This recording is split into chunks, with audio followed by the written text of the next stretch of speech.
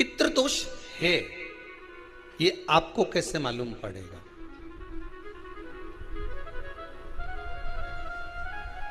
पितृ भूखे हैं, इसका तो वर्णन हमने पहले कर दिया कि रात्रि को जब आप सोने के बाद में 1-1.5 घंटे बाद अगर आपकी नींद खुल जाए, 1 घंटा 1.5 घंटा आप सो लिए, उसके बाद जो नींद खुली तो 1-1.5 घंटे तक अगर आपको नींद नहीं आ रही है, रात्रि को सोने के बाद में 1 घंटे बाद जब उठे तो आपको प्यास लग गई, भूख लगने लगी, प्यास लगने लगी कि मेरे को पानी पीना पड़ेगा, घबराहट हो रही, पानी पीना पड़ेगा।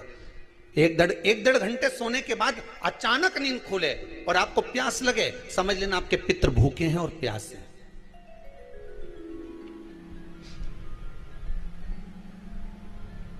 वो भूखे और प्यास हैं, उनको जल की जरूरत है।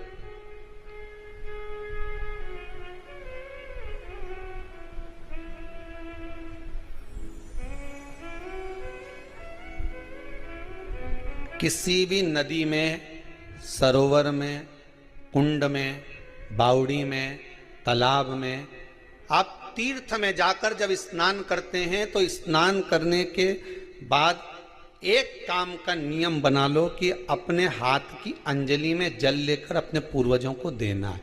प्यासे रहते हैं, भाग मांगते हैं।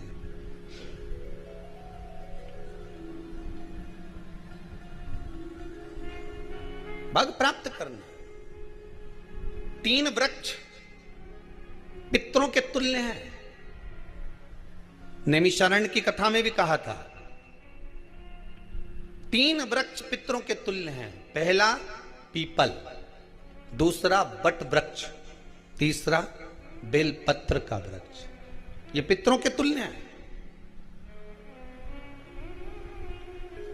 अगर आपको रात्रि में नींद नहीं आ रही है, ऐसा लगता है कि रात्रि को 1 घंटा 1.5 घंटा सोने के बाद कुछ गलत गलत विचार आने लगते हैं, नींद सुबह 3 बजे तक 4 बजे तक नहीं आती, 4 बजे के बाद फिर नींद आती है, तो एक प्रैक्टिकल जरूर कर कर देखना। एक प्रैक्टिकल करने में क्या जाता है, प्रयास करने में क्या कुछ जाता है क्या? प्रैक्टिकल कर कर देखना कि कहीं सियोर वाला महाराज झूठ तो नहीं बोल रहा, तो प्रैक्टिकल करने में कुछ नहीं जाए। 1 लोटा पानी लो, उसमें थोड़ा सा कच्चा दूध डाल लीजिए। बेलपत्री का पेड़ या पीपल का पेड़ या बट का पेड़, इन पेड़ के नीचे ले जाकर उस दूध को दोपहर में सुबह 10 बजे से लेकर 12 बजे के बीच में ले जाकर चढ़ा दीजिए। रात्रि को फिर ना आपको प्यास लगेगी, ना भूख लगेगी। नींद एक बार लगी तो सुबह ही खुलेगी। प्रैक्टिकल करने में क्या जाता है? पानी डालने में तुम्हारा कुछ जाएगा? अरे बोलो तो सरी, हमें 10 रुपया का दूध जरूर उसमें, और तुम इतनी चतुर हो, इतना सारा दूध थोड़ी डालोगी, तो 2 घंटा लगेगा। कहाँ तुम इतना डालने वाली हो है?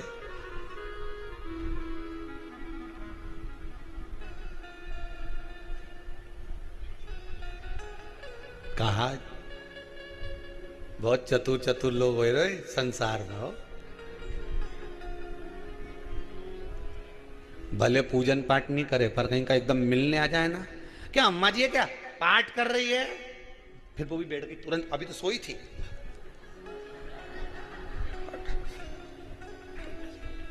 तुरंत। क्या पंडित जी हैं क्या, उनसे थोड़ा काम है, अभी माला जप रहे हैं। मालूम पड़े पंडित जी तो आराम से सेव फल खा रहे थे। अब प्लेट सोफा के नीचे घुसे तुरंत।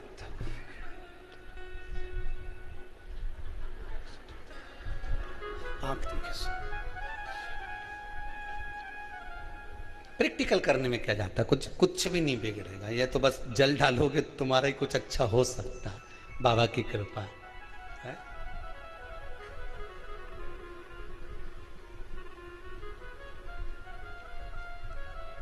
3 वृक्ष पितरों के तुल्य हैं। पहला जम के बोलिए पीपल, दूसरा बट वृक्ष, तीसरा बेलपत्री का वृक्ष। 3 पीपल के वृक्ष में 52,000 ब्राह्मण एक साथ निवास करते हैं, इसलिए पितृतुल्य है। बट वृक्ष ब्रह्मा जी के मस्तक से बना, इसलिए पितृतुल्य है। और बेलपत्री का वृक्ष माता पार्वती जी के अश्रु से बना।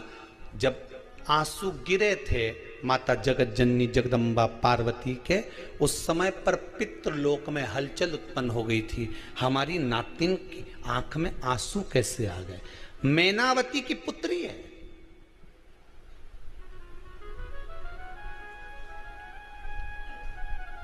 पितरों की नातिन, इसकी अश्रु कैसे गिर गए?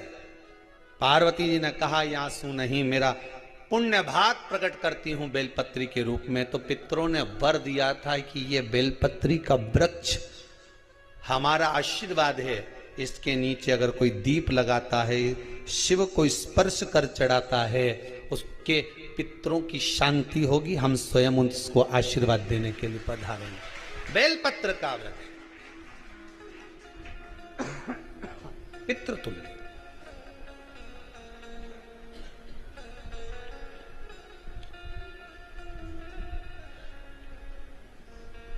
तो रात्रि को अगर भूख लग रही है, प्यास लग रही है, तो पितृदोष है। दूसरा पितृदोष का लक्षण बताया, घर में कोई शुभ कार्य ना हो, वंश की वृद्धि ना हो।